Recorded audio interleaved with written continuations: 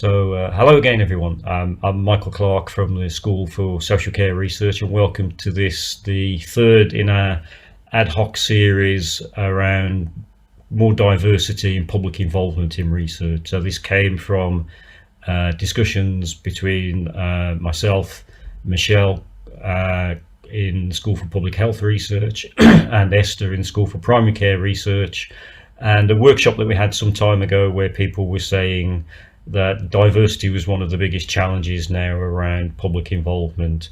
So this is our third one. We've done work on dementia, learning disabilities, and a few other topics. But today we're going to be having presentations about the experience of widening public involvement in research in terms of working with people from LGBTQ plus communities, and Katie is going to talk about that with her experience as being relatively new to public involvement, and then Clara and Sally are going to talk about that experience of being public involvees in that research. Then the wonderful Stan is going to talk to us about public involvement and homelessness research, and then Shamini and Gillian are going to talk about migrant communities. You've probably noticed that this session is being recorded. Hopefully you're okay with that. But if you have a problem, or you feel you've said something that you don't want to be included, which I know I'm prone to do, then please do just email us afterwards and we'll see what we can do. If you want to use the chat, introduce yourselves in the chat if you want to. If you have any questions during the presentations, please add them in the chat.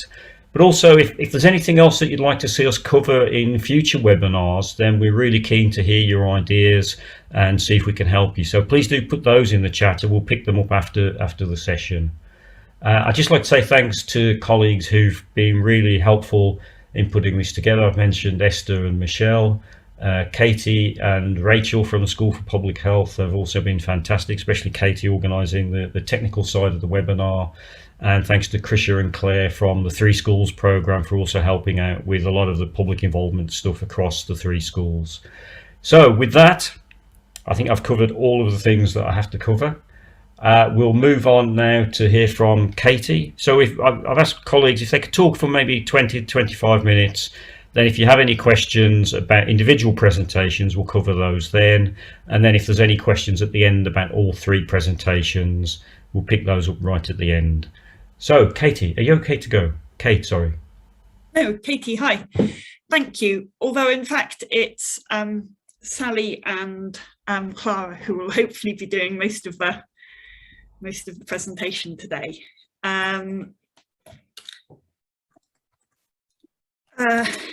Yeah, my name's Katie Saunders. I'm a statistician working in the primary care unit at the University of Cambridge.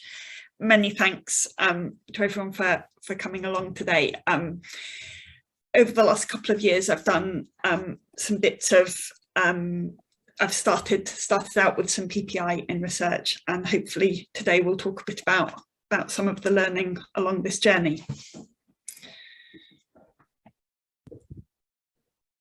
Clara, do you want to unmute and introduce yourself? Hi, I'm Clara. I've been a patient public involvement representative since 2016. I'm also a member of the LGBTQ plus community and this panel. I'm autistic, and I also come from an ethnic mixed background. Thank you. And my name's Sally Crowe, and I'm a public involvement facilitator, and I've just recently retired. This is my last ever webinar in public involvement.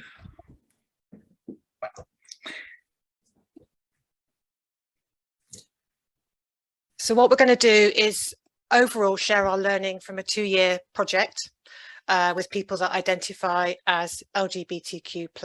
Katie will share her motivations and interests in getting involved in this and what she's learnt along the way. Clara and myself will be exploring some broad themes and challenges of inclusive working and LGBTQ+ research as a conversation. And we will finally also signpost useful guidance about working in and with LGBTQ+ communities.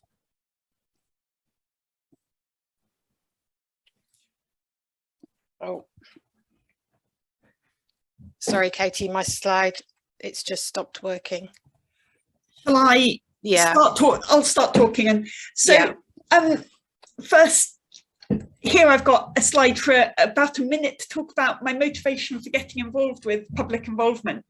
And I think first I'd like to say thank you to the panel for all their work over the last couple of years. Sometimes some of the work's been online, and in July we managed to meet in person for the first time, which was great. Sometimes we've done work with the whole panel together, and sometimes in smaller groups. So many thanks also particularly to Clara for helping with this bit today. But for me, I think there are three motivations. The first one is, so I'm a statistician. Most of what I do is kind of work with data. And kind of launching out in my first kind of steps as a research PI, I knew that my technical statistical skills were very good, but actually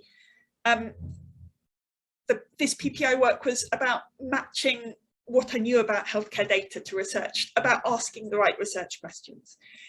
It was also about avoiding blind spots. I'm straight, I'm married, I've got 3 kids. And although my sister, who is also married, with 3 kids but married to a woman, is a big influence and motivator in my research. Actually, public involvement in research and working with the LGBTQ+ panel is about avoiding blind spots in my research, being aware that there's lots of stuff I don't know. And also, it's the right thing to do. Research is with and for the communities that with and for the research communities that we're kind of learning about, not about an at. And so it's about listening and kind of not getting things right the whole time, because, you know, I don't, but actually kind of trying to make sure that the research is kind of inclusive and the right thing to do. Thanks, Katie. So we're moving into a conversation between myself and Clara. Just want to frame that conversation for people in the webinar today. We're not dictating anything in this conversation. What we're doing is sharing our experiences and learning. And we hope it may prompt you in this webinar to reflect and think about your own practice and experiences. And at this point, as Katie said, the panel works together as a panel, but also individually and in sub-panels. But I just want to extend my thanks to all the panel members. It just happens to be Clara that's here today working with us in this webinar. I just wanted to point up the things that we're going to be talking about in our conversation. Will cover masking for both autism and LGBTQ+ identities, trauma, language, creating self-environments, and fear. And we reached these sort of little mini themes as part of our preparation for this webinar and from Clara and myself having conversations. So I'm just going to stop screen sharing so that you can see our faces again. And the first question is from me to Clara, and it's about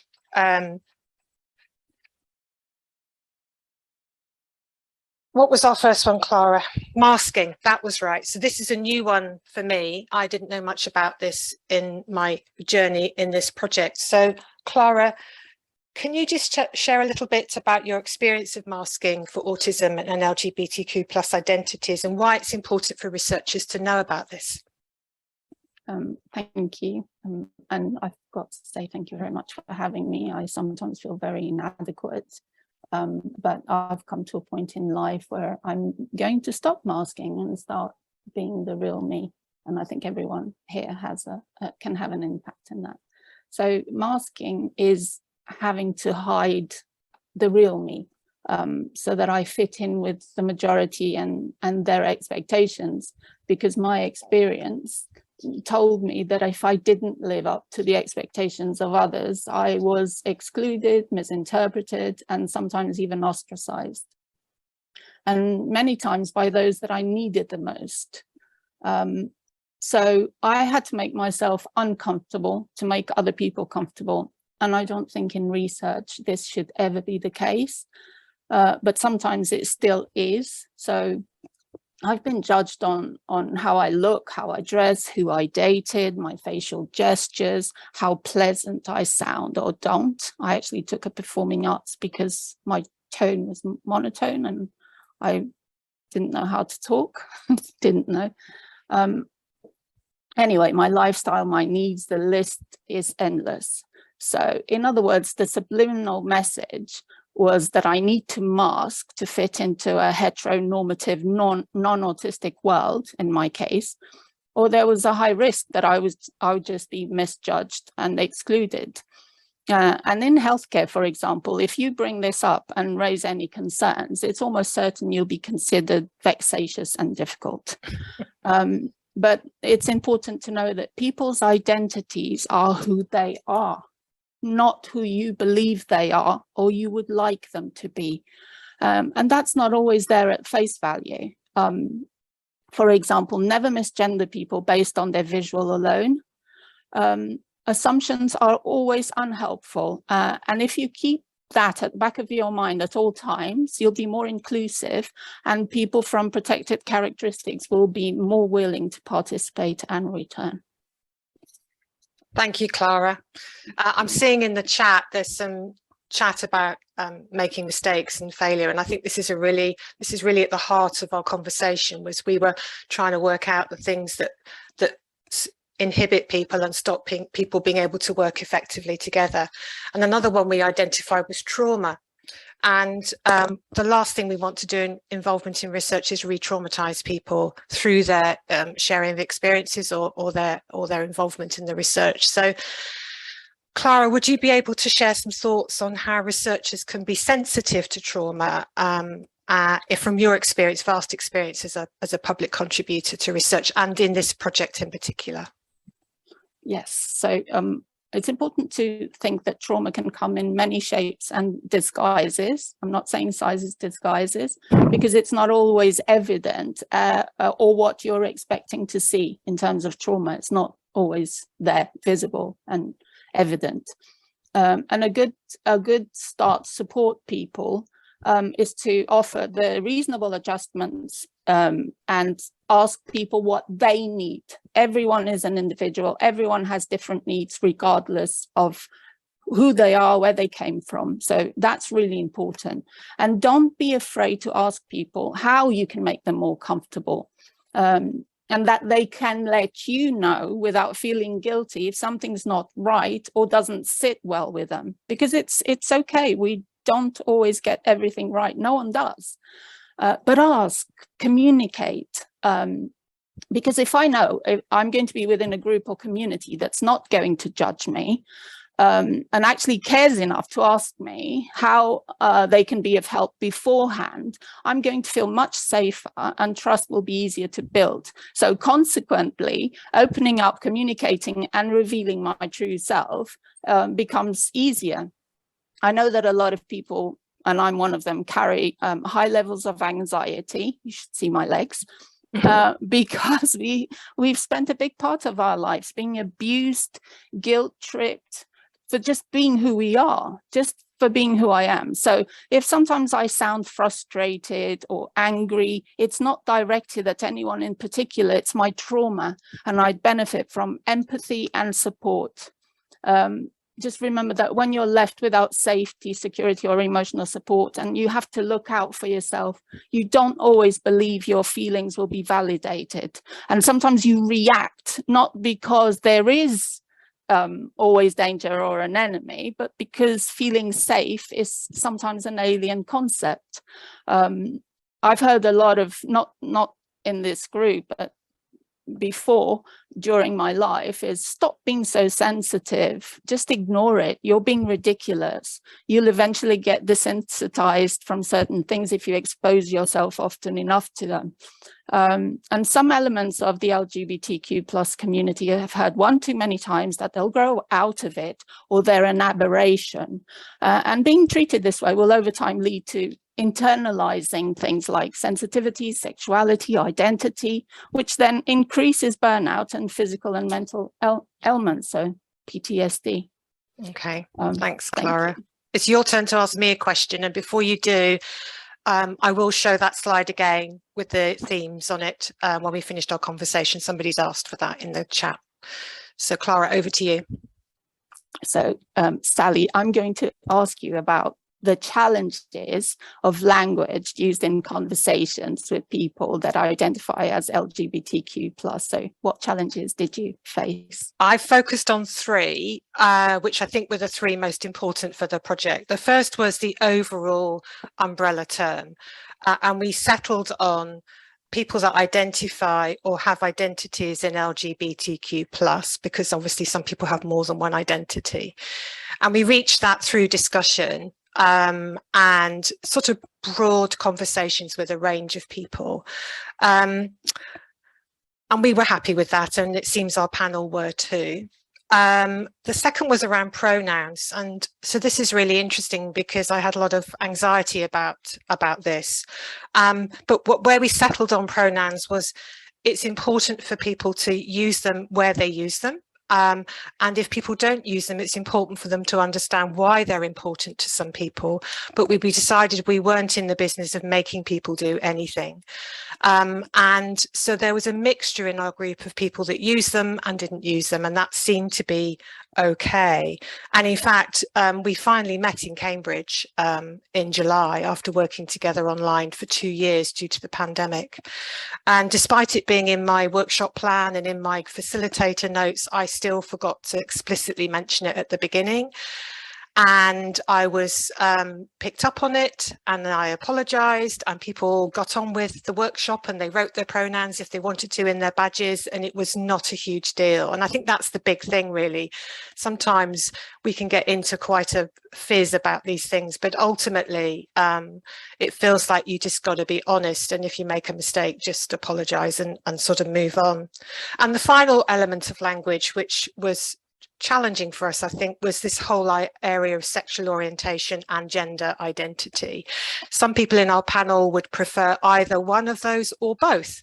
So again, we took our lead from the panel and we used both interchangeably, sometimes not in research papers, but certainly in the conversation. So my summing up of this is that language is super important in this inclusive area. But there's a balance to be struck, and I hope we got that balance. Okay, so we're running out of time slightly for our conversation, so I'm just going to ask Clara what might be our last question. We'll see if we can squeeze fear in as well. It felt very important in this project to create a safe working environment. That seemed like almost the #1 thing to do. So how and why, Clara, did you feel safe and supported in this project? Thank you. So I've got a bullet list, so I'll be quick. Okay. So a number of things help. The shared introduction bios about the people that were going to be part of the group, including researchers and Sally. So that was amazing because you kind of had an idea of who is going to be there. And the information provided by the team was always clear with a purpose. There was clear indication that we could contact the team at any point with any questions or suggestions. This is fabulous. There was no pressure to disclose anything in particular. And I actually disclosed something to Sally that I didn't want to share, and that was respected. And that's how trust is built. And the message that the team might not have an infallible plan to be perfect, but they were open to learning. There was no defensiveness from anyone in the team. And I also felt that intersectionality was respected, encouraged, and could be applied towards positive change. So that's my bit. Cool, that was brilliant. That was brisk, thank you. So I will hand over to you to the last question, Clara, for me. Yes, Sally. So this is about your fear of not being of the LGBTQ+ community and how being credible and accepted is important for you. Yeah, this was a big anxiety for me.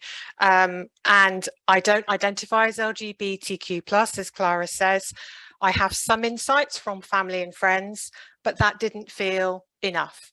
And I think what happened was a process of extreme listening and learning. And I have to thank Meg at this point, who isn't in the call, I don't believe today, but she's someone who's based in Cambridge who absolutely helped me get my head around this. And we had lots of what we call garden chats because it was during the pandemic and we couldn't actually meet.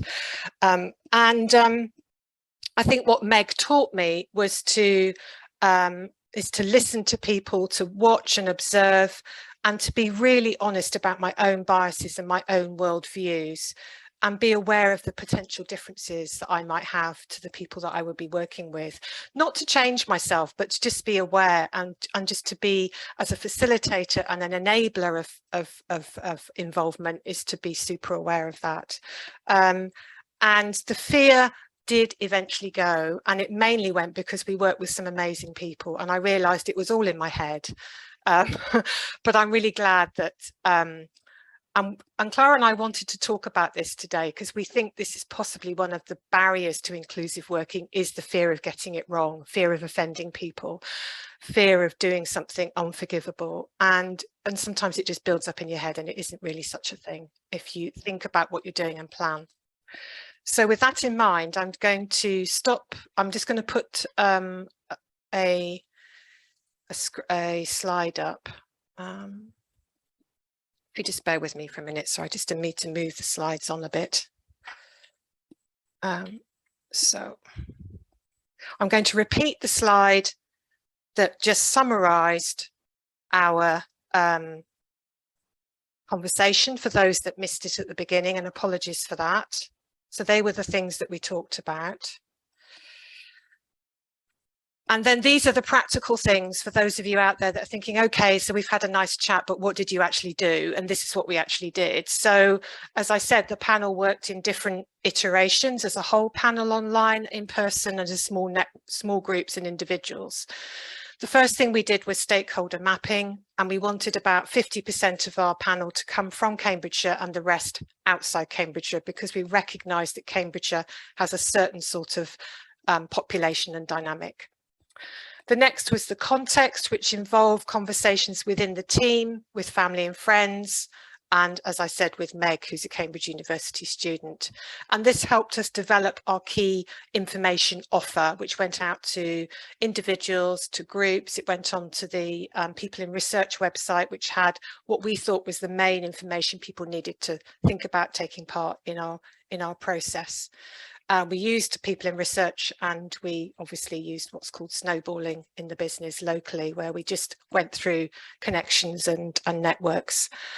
We really wanted to have people on the panel that were obviously LGBTQ+, but ethnically diverse and living with chronic ill health or disability, and or had experience of using healthcare services. And people were very generous with their experiences, enabling us to make those choices. And we did have a waiting list of people that could have come in if we had people drop out, but most people, I think we lost a total of 3 people over the 2 years with the panel, mainly due to people moving. And there were 2 really useful publications that I would thoroughly recommend to people out there. The first was by the LGBT Foundation, which is straight up research guidance, but I found it incredibly helpful. And then we all used a practical guide for being inclusive in research, which is published by the Old Involve and written by Catherine Cowan, and it's terrific. So they would be my sort of suggestions for things that people could use if they choose to work in this area. And I'm now going to hand over to Katie, who's going to take us through to the end of the presentation. Yeah, thank you. Thank you, Sally and Clara, for your conversation, which kind of gives a bit of a kind of flavour of some of the learning and some of my learning as well. But kind of even wider than this, I think some of my learning is kind of from this was the first big PPI piece of research that I've been involved with, and it's not linear and it's a bit messy and it's lots of listening, but it's not, you know, oh, we'll do this and then we'll have this answer and then we'll do something else. It's kind of working with the panel collaboratively and individually, sometimes on communication or kind of talking to people about how and where the research needs to be heard, but sometimes it's about listening at the research process right from the beginning, from setting the priorities, which has been really helpful as a statistician, as I then look for data to answer the research questions, right through to kind of how do we communicate it. One of the recent challenges that I had from the panel was, well, you work at the University of Cambridge, everybody must listen to you. How are you telling people about your research? How are you making people listen? And actually that was quite a challenging comment, and helped me to think about the power of researchers and research communities and where kind of our responsibilities in research lie as well. We've touched a bit about dealing with challenges and critical feedback, and yeah, we didn't always get things right, but it's really important to listen. But yeah, back to the PPI, it's non-linear and messy, but it's been a really nice experience kind of working with the panel, listening, having my research informed by these conversations and these priorities, having the involvement with the panel throughout the process of the research. So a big thank you from me. Oh, my slides are frozen again, Katie, so I'm just going to try and get the last slide up, which I know you've got. So if you just bear with me, sorry. It's a funding statement, yeah. So I'll put it into the chat. Oh. The PPI work was funded by the School for Primary Care Research and then the 3 schools, and the views aren't my own and not those of NIHR or the Department of Health and Social Care. There's also some information about our paper. Yes, I've got that now. Yeah. Oh, which Clara wrote. Yes, this was a really nice, I'll put a link to the paper in the chat. This was a really nice kind of piece of the work as well. We wrote up our initial prioritization work and some of our kind of learning about how to do, some of our learning from the start of the process in a paper.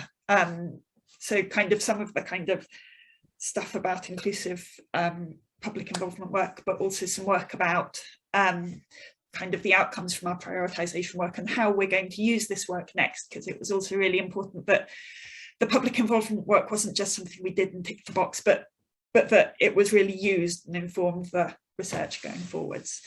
So the link's in the chat, please do read and cite it, it's very good. And thank you to Clara for your involvement as well in the paper. Thank you to everyone in the panel. Thank you. That's fantastic. Thank you all. Thank you, Clara, Katie, and Sally. And I'm really, I've known Sally for many years, and she dropped that bombshell on me there, saying this was her last ever meeting. I'm shocked.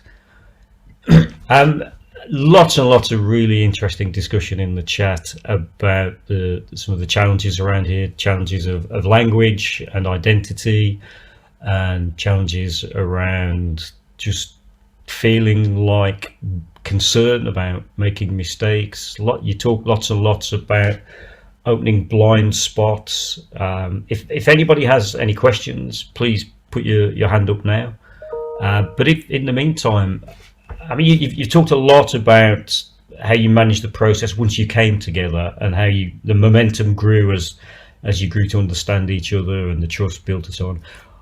Lots and lots of the concern is about that initial inertia, the challenge of coming together initially, and the fears around that. What made you overcome, or what was key in helping you overcome that inertia to come together in the first place?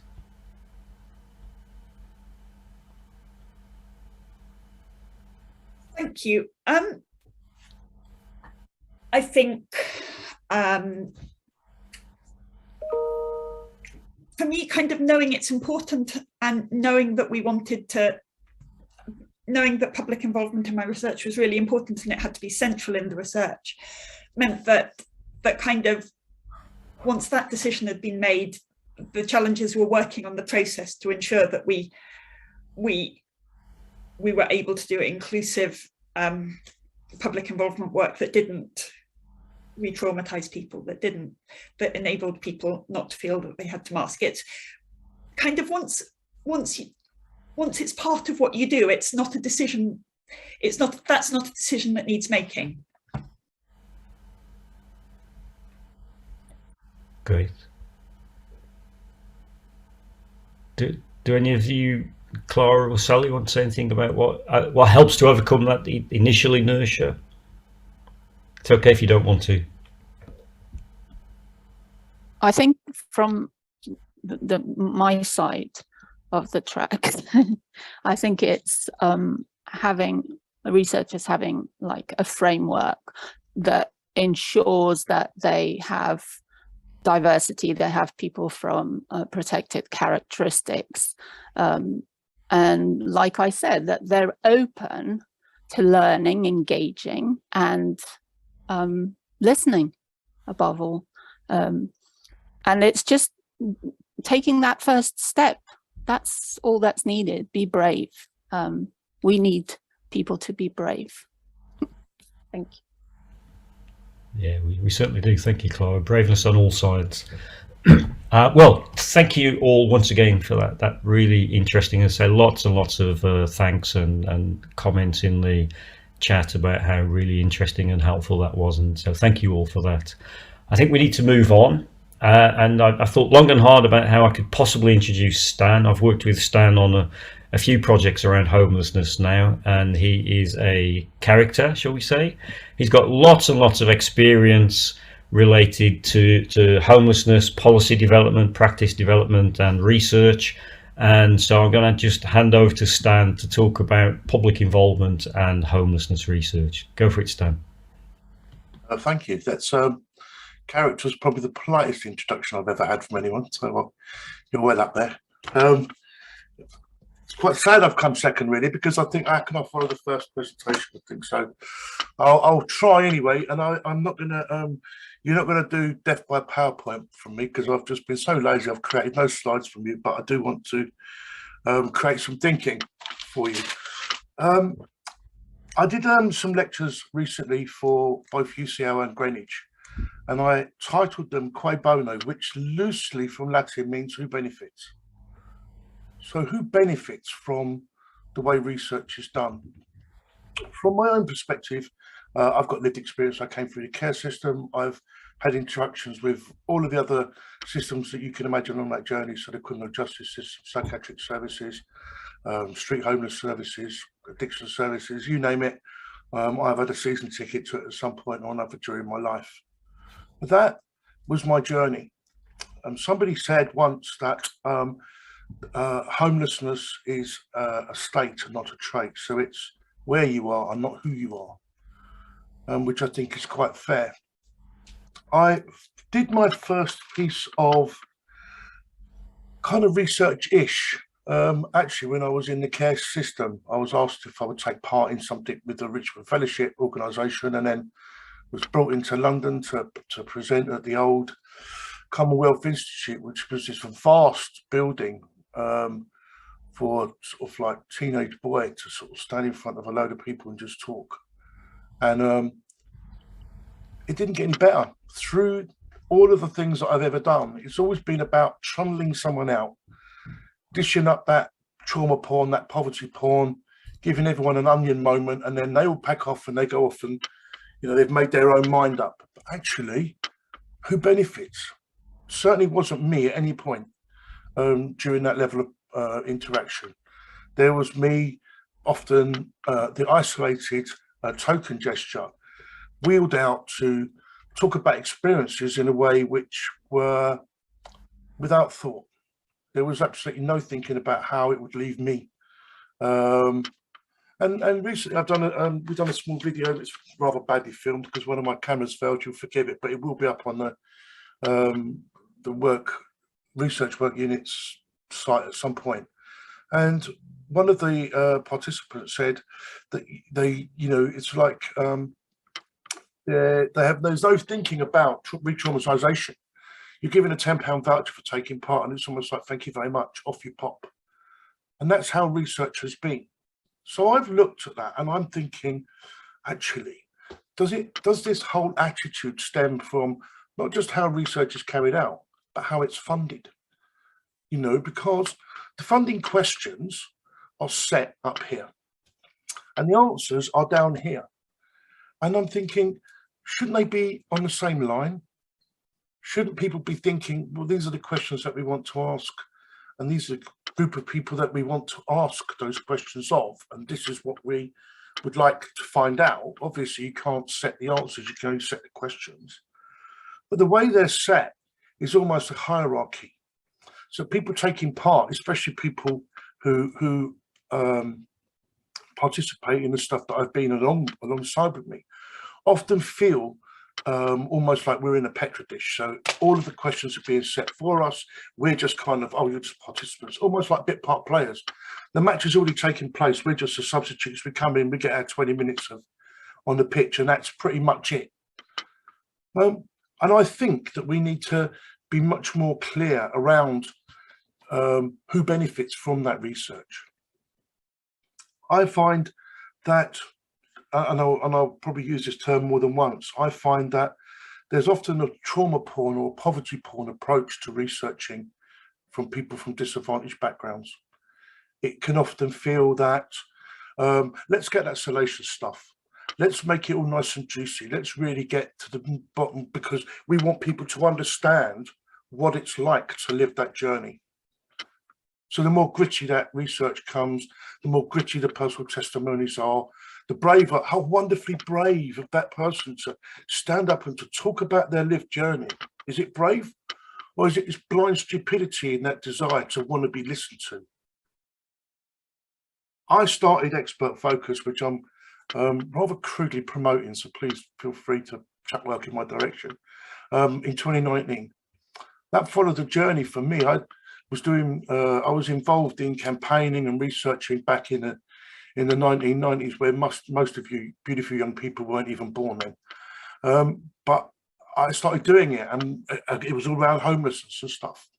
And we created this alternative manifesto for homeless people, which included access to doctors, GPs, 24-hour access to toilet facilities, all these wonderful things that you would think would be basic rights. It was written by homeless people, that we presented that for the mainstream. Surprise, surprise, 20 odd years later, other organisations have now popped up, professional organisations have popped up and have said, we want this, we think that there should be this access to 24 hours, access to GPs. There seemed to be this complete ignorance that a quarter of a century ago, a group of homeless people, people with lived experience of various forms of homelessness, so street sleeping, transient, squatting, living in hostels, had pieced together this whole thing around what the needs were, what the basic needs were for homeless communities, and it was ignored. Totally ignored. And now it feels that this bunch of professional academics are quite able, quite willing to make a living off of the back of the stuff that people have ignored. So I question, who benefits? I personally think that, from my experience, having been a participant in research, having designed and set research questions and been part of a whole process, that we need to consider how we do that. We need to consider, why do we need to know, publicly know, about somebody's traumatic journey? I'm fortunate enough to be working on a project where I have to travel around the country quite a bit now, and I pop into various hotels, and I'll often get an email afterwards, please tell us about your stay so we can improve our services. That's research. They're trying to research how the customer is being treated by their establishment, by their staff, what kind of service they got. That's research in its basic form. At no point have I ever had an email that says, please tell us about your stay. Oh, and by the way, what led to you getting the job that you're doing? What was your journey into that? What life experiences do you have that guided you into that? There's none of that. It's, let's talk about this particular thing. Let's talk about that service. And I think that we seem to forget that if we're looking to create change, we need to find out what's wrong with the system that we have and how can we improve that system.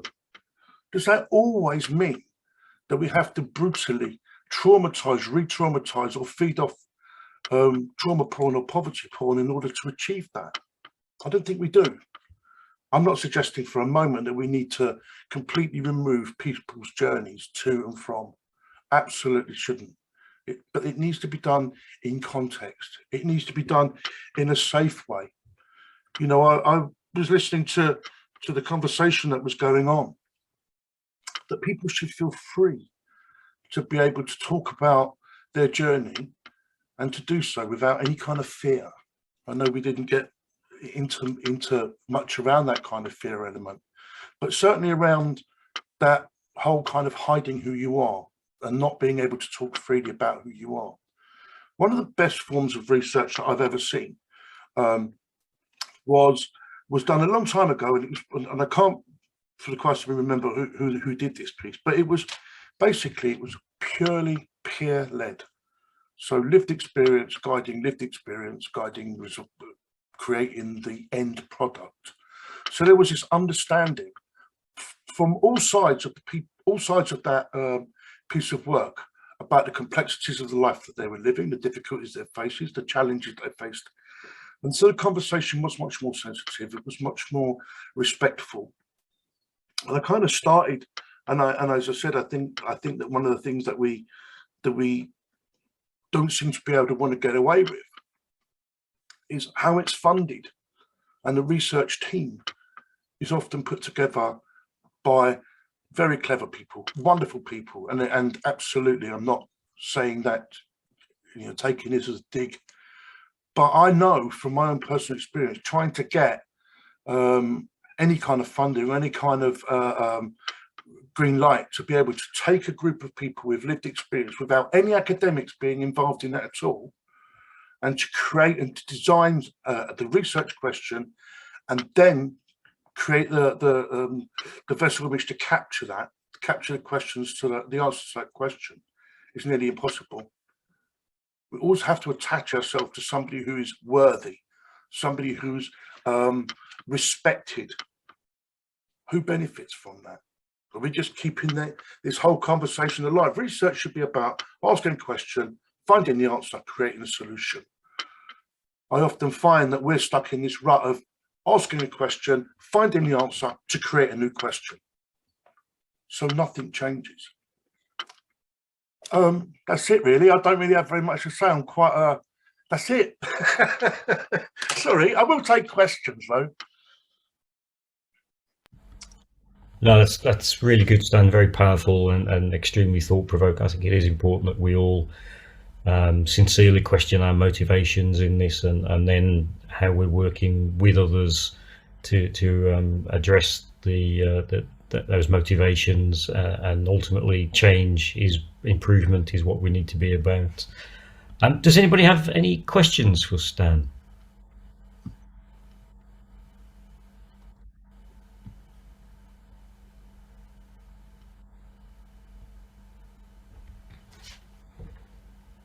I think while people soak up your challenge around sincerity and power, Stan, I think you're absolutely right about the funding systems. I mean, as a funder of research, you know, I think that one of the concerns is that generally it's public money that's being used, and therefore we set up lots of criteria around the process so that we can defend that public money is being well used, and some of those are around the robustness of the research. That boils down to trust then, Mike, doesn't it? It feels that there's that lack of trust, absolutely lack of trust. I think that, you know, it's almost, this is that whole process. Oh, well, you can take part to this level, but you're not allowed to take part at this level. I'll give you an example of just how crass I think sometimes the system is. I'm not going to name the university, but I was offered a research associate, you know, one of those wonderful little titles that you get, a little desk that you can use and it makes you feel good because some university wants you to be part of it. But when it came back as research assistant. It didn't come back as associate. And they said that I wasn't, because I don't have any formal qualifications, therefore it's not appropriate to do associate. It's only appropriate for me to be an assistant. And the crassness of that, I design and deliver lectures to the very students on the courses to get those qualifications. I design and deliver master's degree level lectures, but I wasn't good enough to get an associate. And it's about that. It's about that almost suppression of people, or we say, well, you're not worthy of this. We don't trust you. It's that same old language the whole time. And I think that's unfortunate. No, great. Thank you, Stan. Merlin, I think you have a question. Yes, thank you very much. I really, your presentation was really good and really powerful. So I'm a GP. I work with homeless people, people experiencing homelessness in Oxford. And one of the challenges that we're facing is how to. We know that there's there are some people who just don't engage with services, who don't want anything to do with us, and yet they've got sort of serious health problems. And I've been thinking for a while, we need to sort of find out their opinions and, you know, find out how we can engage them. But the problem is, you know, how do we do PPI with people who really just are not interested in engaging with the health system as a whole, let alone research? And, you know, very often they've got very complicated lives, sometimes chaotic lives, often mental health, addiction issues, etc. So yeah, I'd really appreciate your thoughts on that. Yeah, I completely understand all the challenges that you're facing and agree with you that we shouldn't be just doing research for the sake of research, but we should be doing research that is actually going to be improving the lives of people. Are you at Luther Street?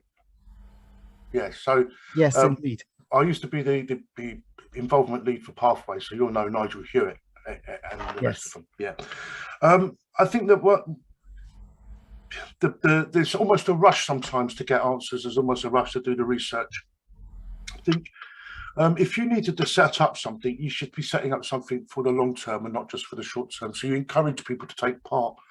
You're always going to be able to initially find that group of, and I hate to sound crass because what's in the mainstream has its importance. I just think it's tokenistic sometimes.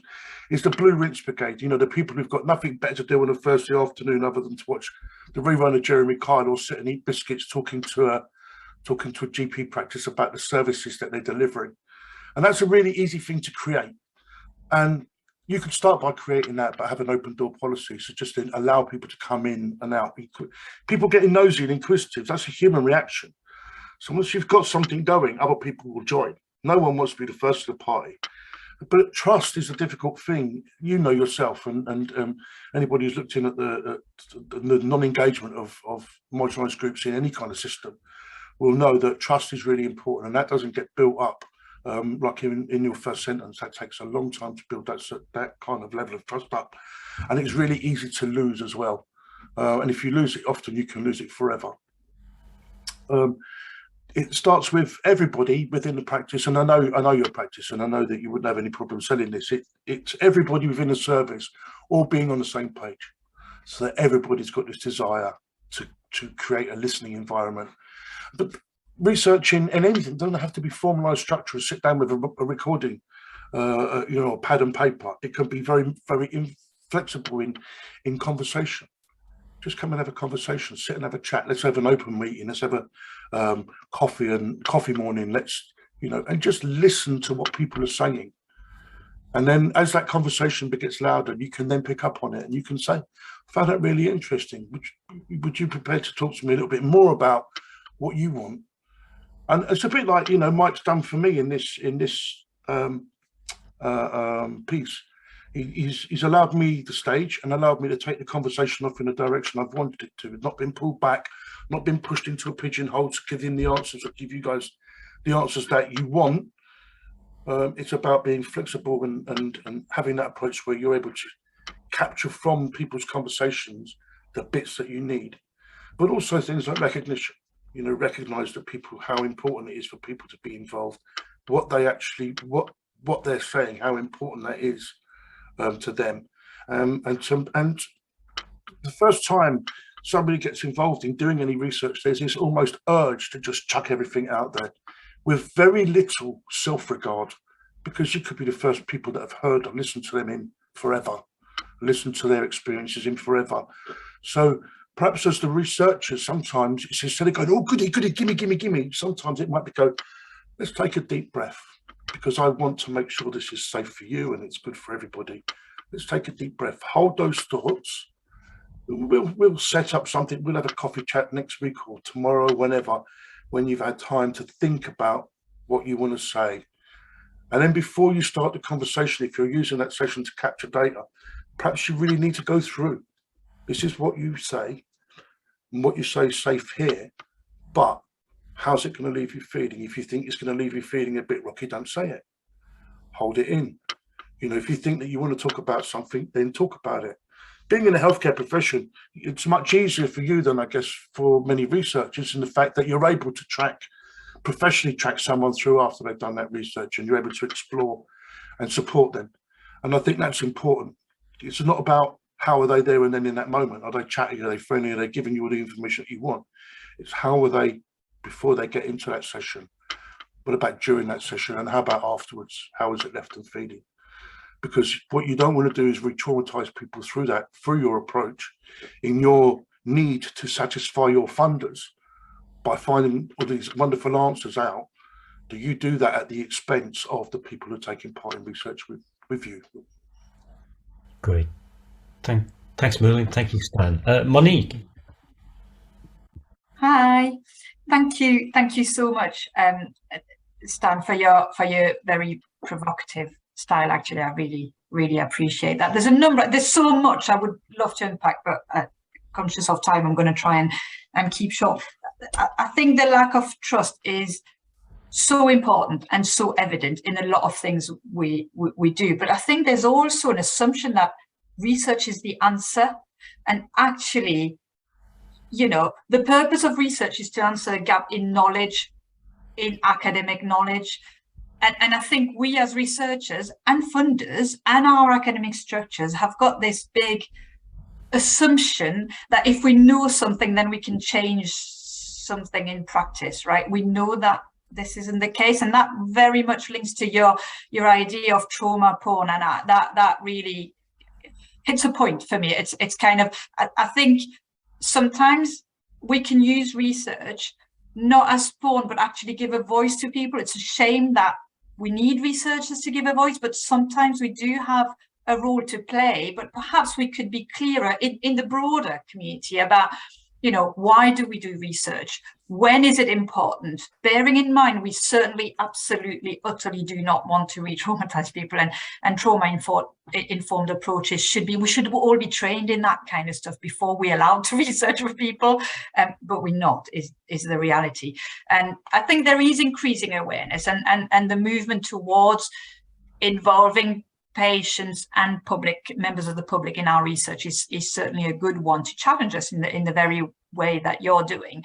But it must be exhausting for you, and you, not necessarily you personally, for people. I'm always very, very self-conscious about using people's time and energy and emotional energy for what, like you say, but yet the funder is mandating me to do that. So finding sensitive ways to navigate these fields is really quite important. Sorry, that's not really a question. It was just a bit of a rant back. As a researcher, I am perpetually frustrated because I'm funded, so I dip in and out of project is a reality. I am mandated to engage with people, but I don't want to do that tokenistically. So what do I do? How do I, you know, and so I think the system is creating these tokenistic short-termist approaches that don't foster the building of trusting relationship between academics and, you know, anybody else and the public. And actually, it's also a dichotomy that we should challenge. Like you say,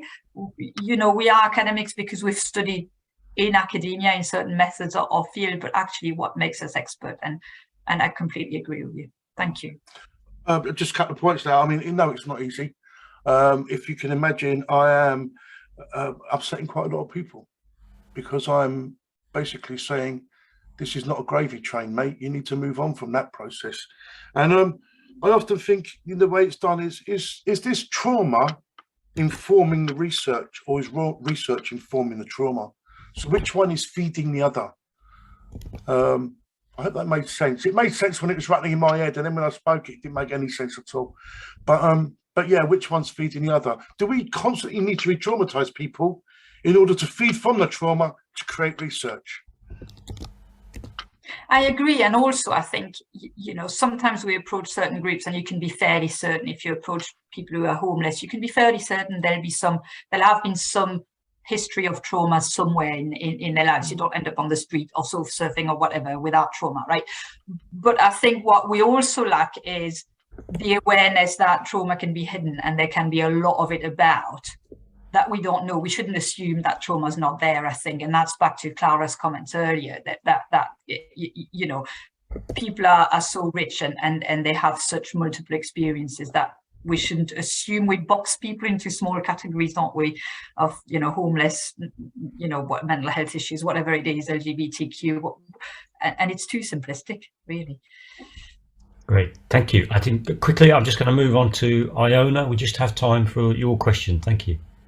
Hiya, sorry, I would turn my camera on, but my Wi-Fi can be a bit patchy sometimes, so I hope it's all right if I leave it off. I just wanted to thank you so much, Stan, for your talk. I think it's really important and really, really important that everyone's aware of these issues in research.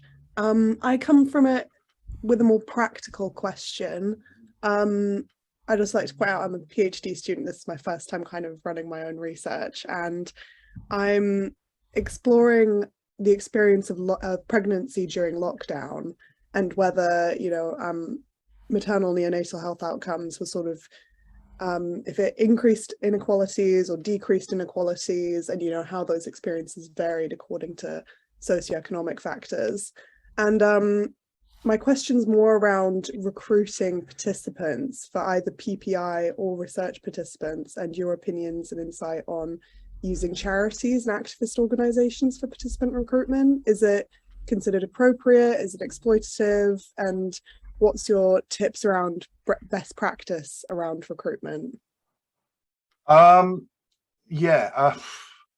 this is one of those elephant in the room moments, right, where I'm going to say to you, yes, of course, it's great for you to interact with third sector organizations, charity, you know, in order to meet and begin your process of engaging with people with lived experience and whatever. But I would also say be very careful, because often the people that they will recommend are the people that sing from the song sheet they want to create. Because homelessness is you know, I can only speak about homelessness. As you can probably tell, I have absolutely no experience of being pregnant during lockdown. And living alone, I have no experience of practicing to be pregnant during lockdown. So, but what I can say to you is in relation to engaging with people and using the third sector and the charity, be very careful. Homelessness is an industrialized complex that just keeps wanting to feed itself and keep itself going. So the people that you'd be introduced to will be very often, and I say this controversially, will be the people who are able to sing that song sheet. Oh yes, how wonderful they have been for me, this organization, you know, because if it had been for them, I'd be dead, and all this.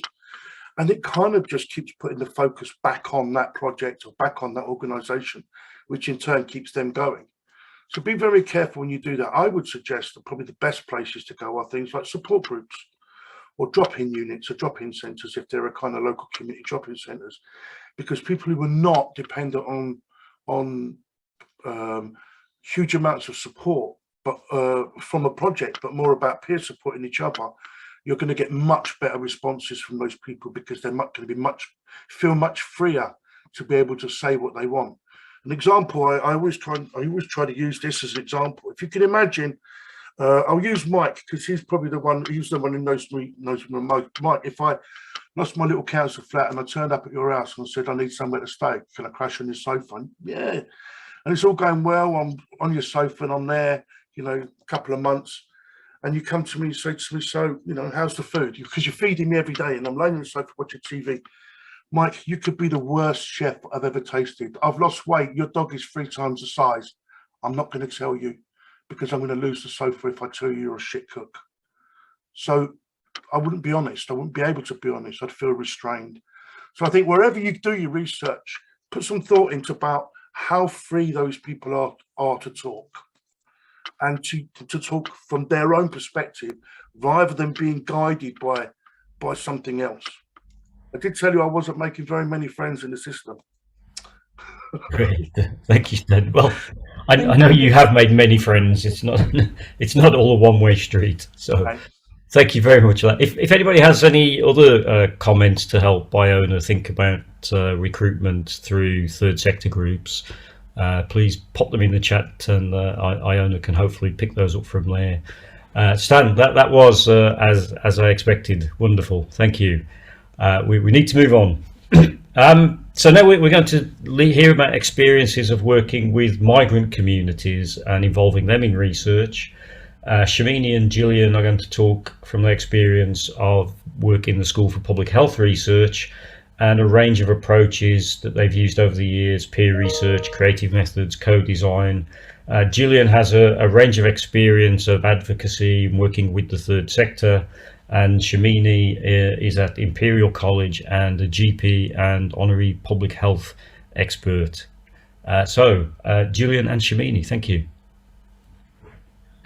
Thank you, Mike, and it's Shamini, so I'll just iterate. It's okay. Sorry, I did it again, didn't I? Sorry. No, that's all right. I'm just going to share some slides, if that's okay, and myself and Gillian are then just going to sort of just talk you through some of this, so just bear with us. So thank you very much. It's been brilliant. I'm just trying to absorb all things that have just been said by previous speakers.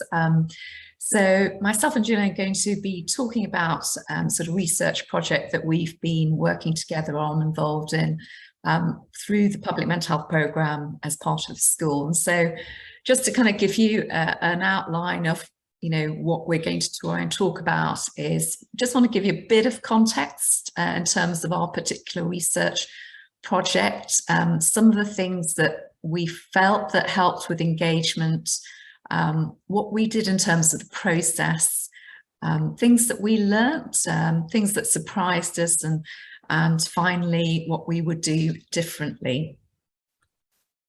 So in terms of our sort of particular research projects, I'm not sure how many of you are familiar with the sort of public mental health sort of programme, but we had the sort of overarching aim within the programme to really look at the sort of knowledge around the interventions and services which were really aimed at tackling the social determinants of health, things like poverty, poor housing, job, financial insecurity, just as an example of the areas that we were interested in examining. And our sort of, I suppose, our first phase, we did a lot of the reviews of the literature, and then we were sort of, particularly from that, we identified looking at co-locating services, not in sort of the health sector, but within communities, had the potential to sort of impact on public mental health. And we just wanted to kind of understand that. And the type of methodology we used was a realist evaluation, which was to really examine, who does this work for? How does it work, and in what sort of context? So just to kind of explain the approach that we use, we did kind of a case study, comparative case study, and I'm not presenting any of the findings. This is just to kind of orientate you into what we were kind of aiming to do. And it was mainly qualitative methods, combination of interviews, focus groups, and workshops. And there were 6 case studies across England, but we particularly wanted one of the case study to focus on the co-location of services that directly met the needs of minority ethnic groups. And that was really to reflect several things. Firstly, some of our initial research, which identified that minority ethnic populations, not surprisingly, when we did a review, were least likely to access services despite their needs. They were more likely to present with mental health problems and illness, much more severe mental health illness. And also this was going on at the time of COVID, and the emerging kind of understanding that minority ethnic populations were hardly involved in research, and particularly amplified by the vaccination recruitment studies, despite the greater impact on COVID. So we knew we wanted to kind of really involve participation. And in view of our sort of links, we identified one particular community hub, which was serving the needs of the Somali and Arabic speaking community within Northwest London. And just to kind of illustrate, there's 2.1 million people who live in Northwest London. There's 200 minority ethnic groups, and there are about 30% of the population that English is not their first language. So we had a lot of choice, and certainly this doesn't necessarily reflect every minority ethnic group, but this was just some of the, I suppose, choices that we kind of looked at. And I suppose our decision was very much helped by the fact that embedded within our research team was Gillian. who was a peer researcher and someone who had the expertise also of having worked in communities in Northwest London with third sector organisations, and also with a lived experience of mental health illness. And all of this combination was really helpful in her brokering that relationship on behalf of other members of the research team. And she really helped identify a sort of a leader within the Somalian community that she had worked with previously, and they had a lot of trust. And they in turn were able to sort of connect Gillian to the two named leaders in this community organisation in Northwest London. And so one of the factors that influenced our decision as to, you know, where would we look to sort of understand and examine these issues was that the community organisation had been there for 20 years. And so I think that engagement was very much influenced by trust. And I think as the researcher coming in, that we just were aware that, you know, gaining that trust, especially amongst communities where there are, as in any community, multiplicity of factors, whether that's racism, discrimination. We knew we weren't going to get there sort of quickly, and that we would need to work with others to help facilitate that. And I'm going to just hand over now to Gillian to sort of take us through what we did next. Over to you, Gillian. Thank you, Shamini. Okay, so what we did. So the named leaders of the community organisation, after a while, became co-producers in the study, working with us to help develop the relationship and shape the research project over time. Because let's not forget, this project was quite substantial. It wasn't a one-off intervention. It was going to take several months. It started with trust, and it moved into working in a way that was co-productive, which was very helpful. We aimed for an ongoing research partnership and for there to be opportunities for future research collaborations within SPHR and wider. And we're actually pleased to tell you that, you know, months and months later, we are actually sort of reaping the fruits of our working in co-production, in that sense that the community is now engaged further with other areas of research. We thought about and discussed with the named leaders how the community could benefit from the research, and we ensured we allocated sufficient research costs. So there was none of this, you know, we expect that we're going to be taking from you the whole time. It was going to be a collaboration right from the start, which was well resourced. We also emphasised that resources were available for translation, signing, or other factors that may have been identified along the way. And this was very well received. Next slide, please, Shamini. Okay, so here you can see on the left a wonderful cake that came together at the end, which I'll talk more about later, but it really sort of summarised our working together in partnership, which became a celebration.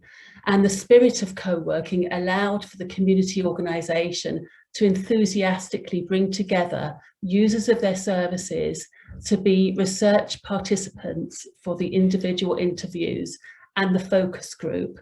Now, we did build this spirit of co-working, yes, but I don't want to underestimate, I don't want to say that it was all easy either. And there were things that we were really aware of along the way, like, and I think this was kind of talked about a little bit before in the previous presentation, you don't want all community organisations to cherry pick the people they bring forward so that they're going to be the ones who, you know, big up the organisation and say all the answers we want to hear.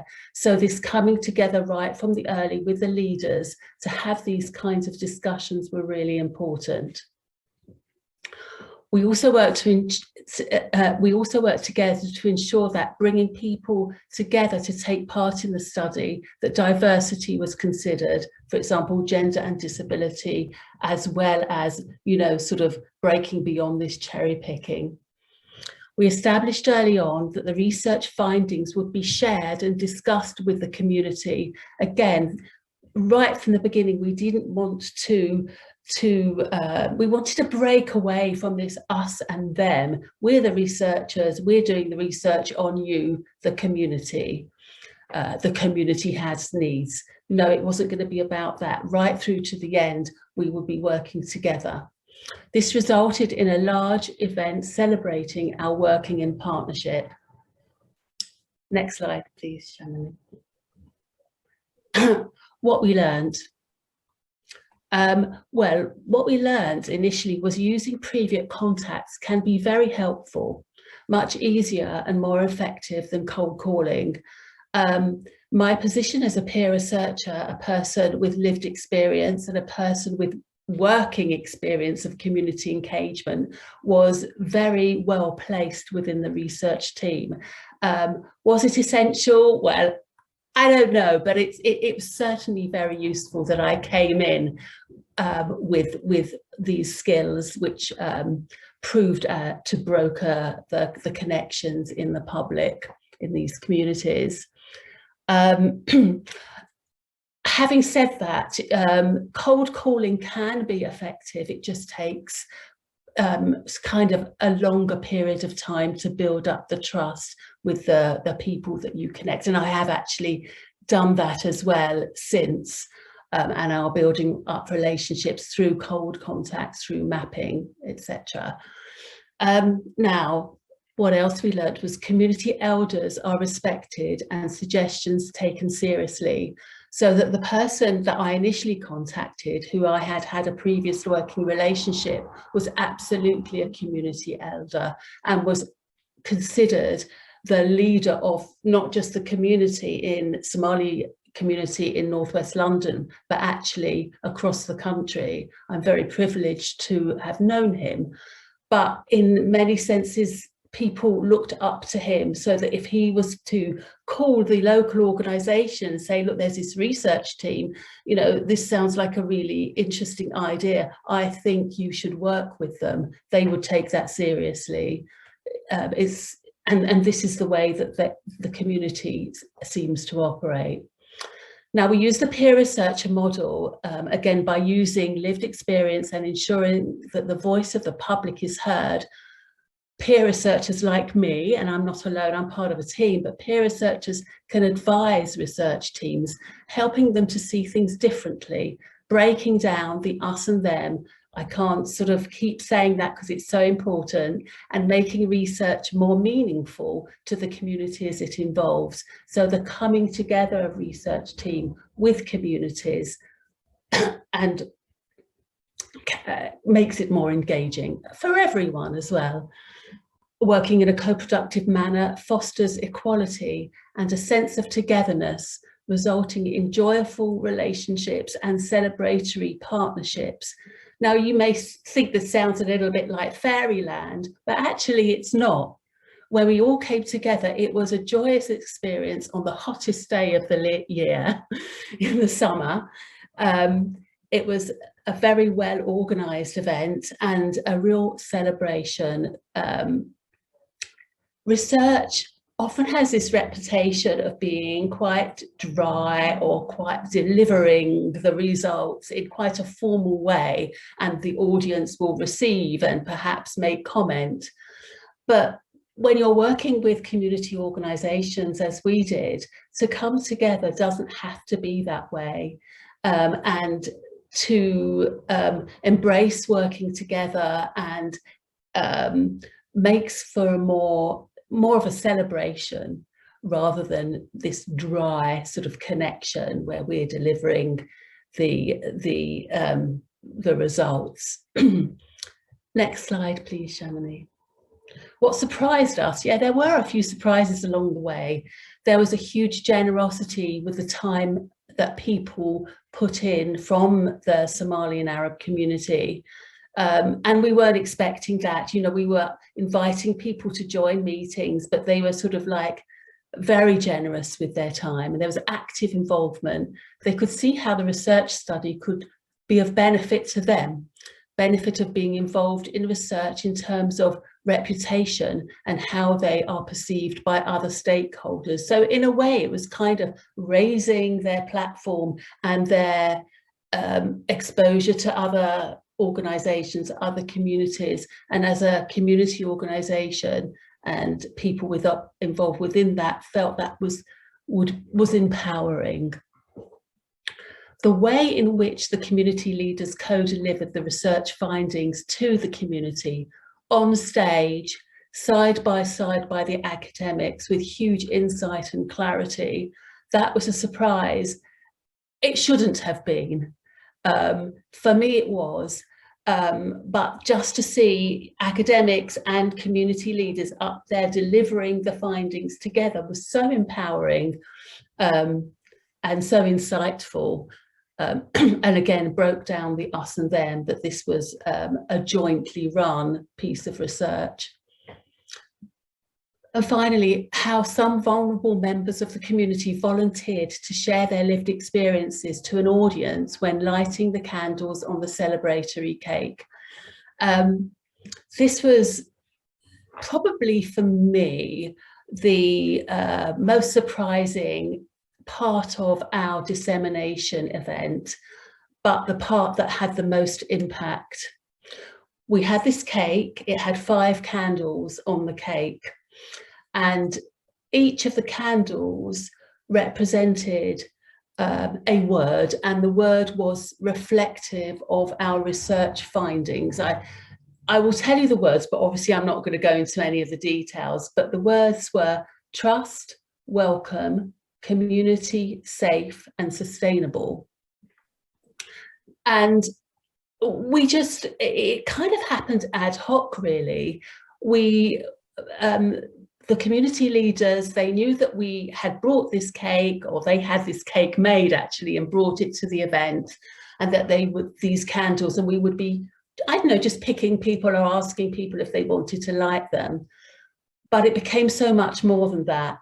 And in a moment, we had, it seemed that we had 5 people volunteer to light a candle, and then somehow they just talked a little bit about their lived experience, how they came to be involved in the community organisation, and how their understanding of the word that represented the finding and what it meant to them. That was a huge surprise, and it had a very large impact. And, you know, I don't know, what other dissemination events have you been to where you've all eaten cake together? Oh no, and it was a wonderful thing. Next slide, please. So finally, what would we do differently? We would replicate our model of working across more of the case study sites. As Shamini said, there were 6 case study sites in total. Where we did, it seemed far easier to develop those relationships. We would factor more time to initiate the engagement and links during the setup phase of the project before any data collection. And we would plan for the dissemination workshops for the public first and work backwards from this target goal. Next slide, please, Shamini. So I'm going to end with this really lovely picture of both academics and people from the community gathered around the table at the dissemination event, having lit the candles. And I'd like to open it up for any discussion or any questions. This is the time. Thank you. Brilliant. Thank you both. So the invitation is open for questions. Does anybody have any? Savitri. I'll start the ball rolling. Thank you very much. That was very impressive, and I think it is indeed important sometimes to to look at the opportunities available from working with community and voluntary organisations, speaking as somebody whose background was for a long time in the voluntary sector before working as an involvement coordinator in a research collaboration, and who remains active in such organisations. I think also that there are lessons from peer research elsewhere that are transferable. It was a couple of questions. One of them was about the language of lived experience researcher or peer researcher, for instance. Sometimes we may think of that as denoting somebody who's part of that community being researched, rather than somebody who has done peer research, perhaps with a common or shared lived experience with others who are being researched. So I might assume that a peer researcher working with Somali communities from that community. I wonder if there are ways of clarifying language, or whether that issue arises or others have experienced confusion around that. I know that those terms are used differently by different people in the research world.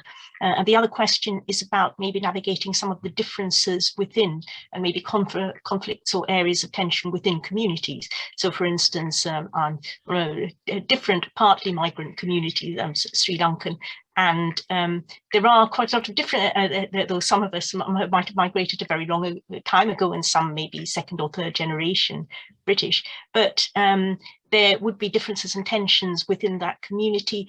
There might be some things that women might be reluctant to say in the presence of men, and vice versa, and so forth. So maybe, were there any issues around that? Do you want to go first, Gillian, or should I? You kick off, and I'll perhaps. Yeah, no, thanks. I think that's sort of really helpful. And I'm just reflecting on your sort of questions you posed. I think you're right, that term peer researcher, certainly this is the first time I've had the opportunity through the public mental health programme to work with sort of a peer researcher, and that happens to be Gillian. So actually, you know, for us, it was a process getting to know each other and working as a sort of research team. I guess the peer research element is around the area of sort of public mental health, if you like, or mental health, steering that. And I guess you're right, you know, I suppose I come from a sort of Sri Lankan ethnicity background. And I think what I'm always mindful of as somebody from a minority ethnic group is just labeling and putting people in boxes. So I think what I found valuable from having Gillian was just kind of sort of the questions about, have you considered this? Have you considered that? Just that diversity in our thinking as a research team for me was really powerful. And then how that translated to us, I think we shared a sort of a kind of upfront conversation. Perhaps it was implicit sometimes, but I think it was mainly explicit about the way we wanted to approach this. And that was the dynamics and the power dynamics, because we were very mindful, picking up on some of the things that was said earlier around, we didn't want to go around plundering, you know, people's intellectual knowledge within the community without giving something back. And I think that meant that when we were in those spaces and talking to the community organisation leaders, when we did the focus groups, we could see that there were a diversity of people and around being done. So the things and the conversations we had, we witnessed it in terms of who was there. And there were sort of tensions, but actually they were quite respectful. So we weren't working so that within even our focus groups, we had Arabic speaking that were from, you know, because of, it wasn't just the Somali community. In fact, the community organisation had focused on Somalian community initially, but then broadened their reach and outreach to others. So it was almost a shared experience of being a minority ethnic group. But even with that we were aware of some of the things from different parts of sort of Somalia, which north and south. So we learned a little bit more about these undercurrents. But I think they were so mindful and aware that I think it was a learning experience for all of us, because I have never worked with the Somali community. And so you're always mindful about, projecting your experience of being a minority ethnic group or not onto others, which, clearly, I think we all had our individual sort of levels of anxiety on that. Gillian, over to you.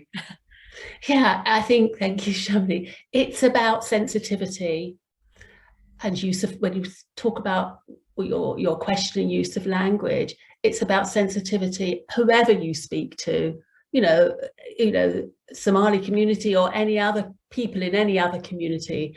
And being a peer researcher with a lived experience of mental health, knowing that people in that community had experienced so many issues, individually and collectively, which had impacted their mental health, me approaching them sensitively was very important, but it was something that I was very able to do and felt confident to do. And I'd like to think sort of kind of set the foundations for the community coming forward and saying, yes, we will work together on this. So language is very important, but it's nothing specific. It's more about it working intuitively and using your language for coming from that sort of basis. Great, thank you. I don't know if I'm making sense. No, that was brilliant, thank you. Isabel. Hi, yes. I've got a question which was kind of touched upon. It's directed at all the speakers from this morning. And it has come up in various of your talks, but I guess, we talked about the limitations from the researcher side when you're one researcher. And I guess I'm looking at research that's not specific at particular population groups. It's not looking at homelessness or a particular minority group, but it's across the spectrum. So I guess I was wondering if any of the speakers this morning had any thoughts about kind of trying to make yourself open-minded, accessible to people from different population groups working together, but you're not targeting one particular subgroup, if that makes sense. It's about because I hope that in the future, I don't know if for certain topics, for example, self-harm, I'm not sure if there needs to be, if we need to be more open at the beginning of it to kind of look at different minority groups as opposed to doing research on single groups one at a time. I hope this makes sense. Perhaps I'll go and then sort of hand over. I guess I think you're right. You're not always sometimes targeting certain groups. I guess, there might be other sort of ways in which to access, whether that's young people, older people. I think, for example, when you're looking for, around, I think you mentioned self-harm, sort of mental health, or, perhaps there might be sort of youth groups or community organizations or schools where you can sort of look to, frame a sort of an invitation to take part in research. But I think with all of that, it's always about kind of feedback and offering something back, so that people, and I think goes back to sort of earlier speakers about what's in it for them. And so if it's younger people, is there something about mentoring or sort of opportunities for their career development that allows, that sort of involvement, so that you're trying to actively, make it less transactional, less commodified in terms of the research. It is a kind of relationship. So, and similarly for older people, working adults, I think it's just thinking where maybe there's congregations of where people might be, and as I say, asking others who work in your area that might have ideas of links of people in. I'm going to hand over to one of the other speakers now. Great. Does anybody else want to add in a few final quick words? I think we need to wrap up. No, would you mind if I just sort of say that